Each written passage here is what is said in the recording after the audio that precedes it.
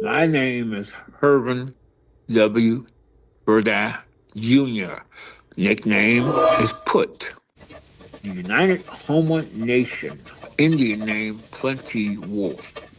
I was born in Monroe at West Jefferson Hospital, but we lived down by Barataria. And when I was about three and a half, we moved up to Marrero. And that's where I actually grew up, is in Marrero at the house my daddy bought for us. Both my parents were black sheeps of their family. My grandma, Alexina, didn't like my mama. Now, my mama used to do trapping with her daddy, she told me once, you know. So I don't know if my mom was my grandpa's favorite stuff, because she used to work with him, trapping and all that. My grandpa Pierre didn't like my daddy. He had no education, but he did the best he could do. And he did it. And I love him for that. He taught me a lot of things, how to be good, respectful, be a hard worker. I got that from him. He used to wear two different shoes to work. He was a hard-working man, and I'm proud of him.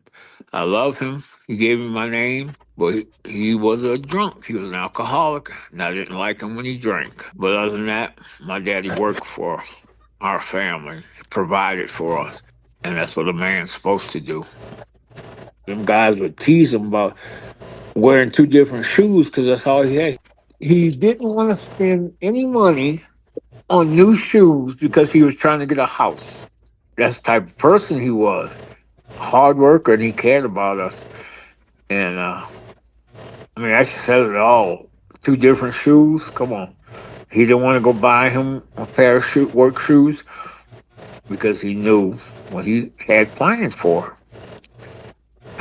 Now, I wish. See, my dad didn't like responsibility. He had a chance to buy some land where the West Bank Expressway is before they built it. He didn't do it. Then he went off to war. He came back. He was going to buy it, but it was already sold. So he missed his shot. I mean, can you imagine buying that land and then they want to build an expressway? That'd been some money. A lot of my family, they had their own trawl boats, and that's how they made their living. On the water, that's how the homeless made their living. And it still goes on today. A bunch of homeless have boats, some alligator hunt, some go out trawling. And I had my own little boat where I would do some trawling, crabbing. I enjoyed that. That's after I couldn't work anymore. I had that just to make a little extra money. As soon as I was 18 or 19, I went offshore and I started working. And I stayed offshore for many, many years. Then turned to the inland push boats, worked on them because that's what my daddy worked on. He's the one that started all this stuff for me because I don't know how I was, three or four. We spent Easter on the Captain Sam. That's a push boat he worked on. He put me in the captain's seat and was coming up on the USP Long Bridge. He told me, he said, you got to blow to open the bridge. So I blew the horn and I was hooked.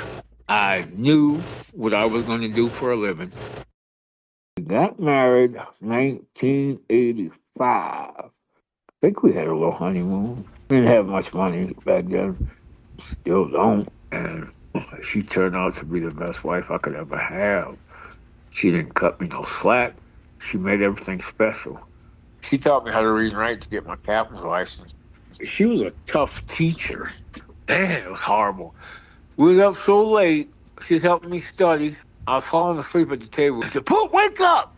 You got to learn this stuff. It's my family." See, my family, she said. Well, we was going to have kids. We already knew that. She helped me to learn to get my captain's license. I passed it. After I got my license, me and Daddy would talk, and he was proud that I had my license because I did more than what he did. I went further. I got my license. He didn't know how to read or write, so he was just a deckhammer. He was a hard ass worker. They had companies that wanted him, and this one man told him in front of my daddy's boss, Mr. Wayne. He said they used to call him Gizmo. He said, "Giz, you ever want a job? You come see me right in front of Mr. Wayne." My daddy was like, a man has to work for his family and provide for his family. That's a man's job. keep his family safe. Because when I was a little boy, when my daddy was on the boat, I was always scared of the dark. And when my daddy was home, I felt safe. He was there to protect us. I think that's what a father is supposed to be. So I got that from my daddy. And it's still here today because I hate that I can't work, can't hardly walk anymore. But that's where it started with my parents. My daddy instilled on me my work ethics. My mama instilled on me love, how to treat my kids and grandkids. I love both of them for that. Even though they were the black sheep of the family, I love my parents for what they did for me. Hardworking, being respectful to others, how to act through life, what to do, and love your Mhm. family and be proud of your children. Wherever they go, what door may open for them, always be there for your kids. Don't ever leave them. Don't ever leave your family. It's tough for the first place. And then, but there's a lot of love watching our kids, what they do when they're little, finding your own road and supporting my kids and whatever they do. My children, that's the biggest achievement. And how proud I am of all of y'all. I could never say that enough. I don't know if I did a good job instilling values on y'all. Well, it was hard. When you have kids, you have a responsibility to your family. You took this woman in marriage. We had children. Now it was up to me to make a living for y'all and to protect y'all. And I don't feel I did a good job at that. But anyway, family's very important. Very important. Old saying, it takes a village to raise a child. People got old, their kids would take care of them just like y'all did with me. And that's the thing that the native people do. Family is everything. You got to bring up your kids in the right way, teach them to respect others, but have them be keen enough to know when people's just trying to take them for something, because there's a lot of them out there. And you can't always trust people, which I didn't learn that. Watch out for the scammer, motherfuckers want to get your ass. Watch your mouth. Now, growing up, my daddy never did want to admit that we was Indian. He always told me, the little bit Indian we got don't count for anything.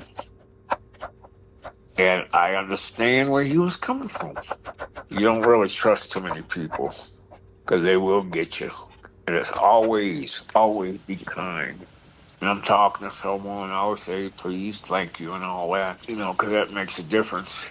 The native people taught their children, instilled things on them, how, like little boys, how to become a man, little girls, how to become a lady, how when the white settlers came, they just came and took, never asked. Then the government was on their side.